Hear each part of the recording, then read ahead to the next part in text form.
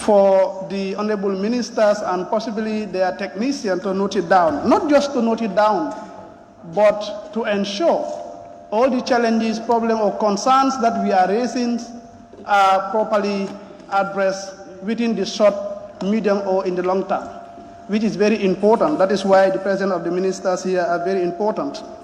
Honorable Speaker, this is an honorable house. An honorable house where we invite honorable people to come and say honorable things, and not to mislead, not to misinform, or to misrepresent the public. We expect every individual who is given the opportunity or the authority to speak before this honorable house. We expect you to say honorable things that you can repeat over and over when you are asked. Honorable Speaker, before me I have a document extracted from Hansard, a question regarding a question that I asked in the last session to the Honorable Minister of Agriculture in relation to the road construction that was taking place between Niamina and Yida. That road, the construction of that road started long time ago, yet it is not completed. I decided to question the Honorable Minister of Agriculture, of whom the project is under her ministry. The minister responded, and I have the record, that the road construction between Kudang and Yida will be completed before the rainy season. This the minister did indicate in the National Assembly. In this session, not long ago, whether last or week before last, I put the same question to the Honorable Minister. The Honorable Member for Nyani can bear me witness, because this is affecting the two of us. The Honorable Minister said she never informed this Honorable House that the road will be completed before the rainy season, which is misleading, misrepresenting, and misinforming this Honorable Assembly. So we expect honorable people to say honorable things. Honorable Speaker. Honorable Speaker, moving on. The development that is taking place in this country is discriminatory. This is an open secret. What exactly is happening in various geographical locations within the country in relation to development is discriminatory. We have been complaining, I for one, I have been complaining the challenges that the people of Niamina East have been encountering, and yet the government is not doing much to address these challenges. It could be that they are seeing this very constituency as an opposition. It could be the government is not interested to bring any meaningful development in that area because their representative is from the opposition. We had, when the president country on what we call Meet the People store, the president actually went to my area, Niamina East, and many of the cabinet members spoke in that gathering.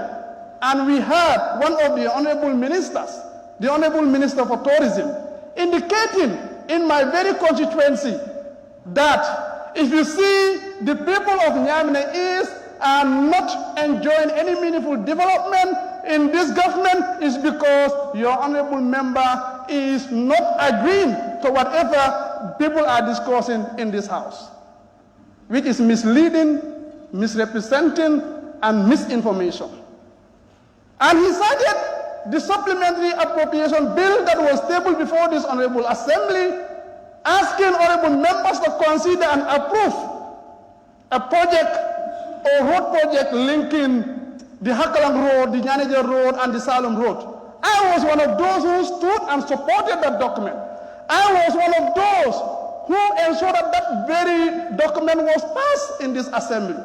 If honorable people who are charged with authority, honorable people who are charged with responsibility, we don't expect them to say such a thing in such a gathering. is misleading, Honorable Speaker. So the people of Niamina East should be considered. Development is important everywhere. Honorable Speaker, the most important thing here is the crime rates that are happening in this country. The assassination, the killings, the robbery, all that is happening in this country. Yet we cannot take the necessary measures to address all that is happening. We keep on blaming the young people because they are the ones involved in this. But do we really study the situation, what is leading to all these crises that are happening in this country? The young people will be pointed at, but we are forgetting that we have a responsibility as a state to ensure that those young people are engaged. We have a responsibility to ensure that as a state, that these young people should be given the opportunity. We have the responsibility as a state to ensure that the environment is enabled or is conducive for the young people to see themselves in a very lucrative and meaningful development and engagement. This we are forgetting to do. You don't call development training people for 1 week, giving them loan, asking them to produce items, and you don't want to patronize those individuals in this country for them to realize their potential. Of course, we had the vice president in this country saying the only job that they have for the young people is to go and load and offload bags of rice and sugar. This is what, of course, the initiative they have. This is state. And we heard it. So I think there is need for us to better define the policy and the program that we should engage our young people. That is not sustainable, Honorable Speaker. The most important thing, again, Honorable Speaker, is about this general registration that is ongoing. I said this right from the start, that IEC, the operating machines that they are using, they are not as good as one will expect it. And today, they went to one of the areas in my constituency. Up to now, I was calling to confirm, but they are yet to start operation because of their machines. So to make it short, I think IEC should consider to extend the period allocated for this general registration. IEC should consider that to enable others that are still unfortunate to obtain their voting card, which is very important and it means a lot to every individual. IEC should consider to extend that very period so that others can get it.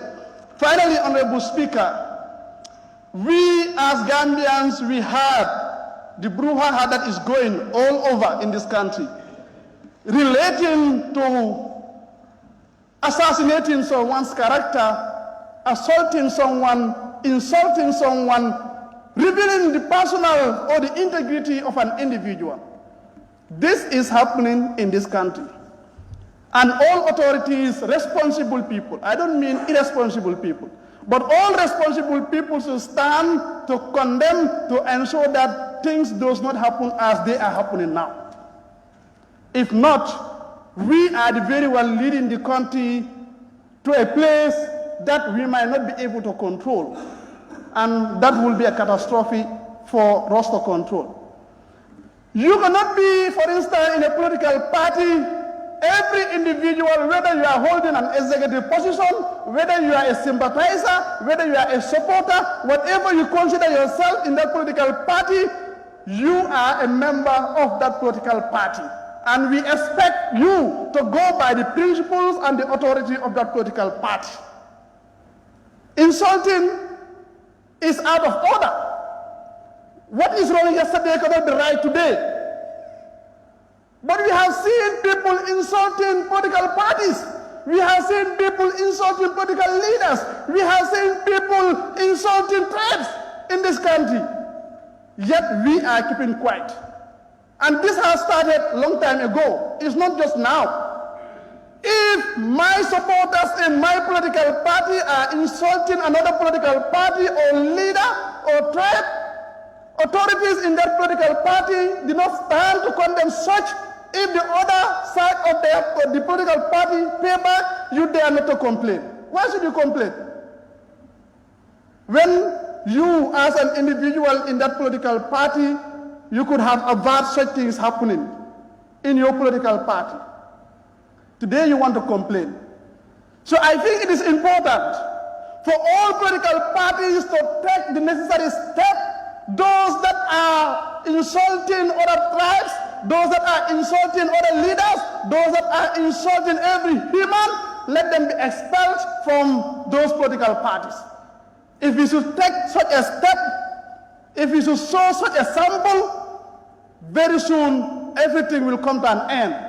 But in as much as people are celebrating, I am in a political party, my political party is insulted because you are not in my political party, you are celebrating. So you are encouraging others to insult. So if my supporters equally insult you, why should you complain? So I think that's where the problem starts. People will be celebrating in their houses. When they are called upon on interview to talk about the issue, they will be pretending. When they are celebrating in their houses, say it is a good move. Keep it up. You are doing well. So insulting an individual, you are celebrating that person for doing that. I think these are some of the things we should stop. For the Gambia Democratic Congress, my political party, we will never and ever tolerate such insults coming from the party.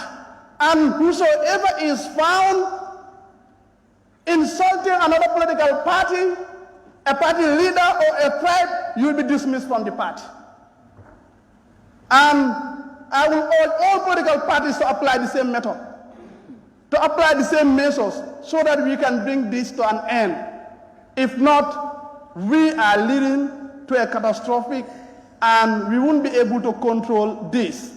If there is a tribal fight, if there is a political fight, if there is whatever fight in this country, we will find it very difficult to arrest the situation. So there is need for us to take note of that, Honorable Speaker, which is very important.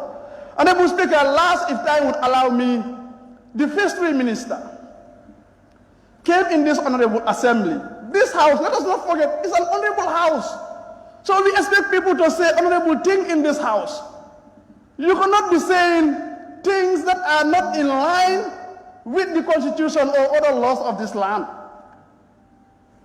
The minister did indicate in this honorable house that they are implementing an agreement that is not ratified by this National Assembly, which is illegal. This they know better. So obviously, the National Assembly, I am asking National Assembly committees that are under the purview of this very ministry, or that are charged with the responsibility to perform oversight or to scrutinize whatever is happening in that ministry, let them start their work now to investigate all that had happened in that very agreement. Let them come up with results. We want to take the necessary actions, because we cannot have people implementing an agreement in this country that has to do with the life and livelihood of the people, that has to do with the revenue of this country, and they are doing it as they wish, not consulting the representative of the people. We have the final say. The people welfare is basically on our shoulders, and we have a say, and we are charged with the responsibility to conclude that. So the committee is responsible, start the work and report to plenary. We take this necessary action. Thank you.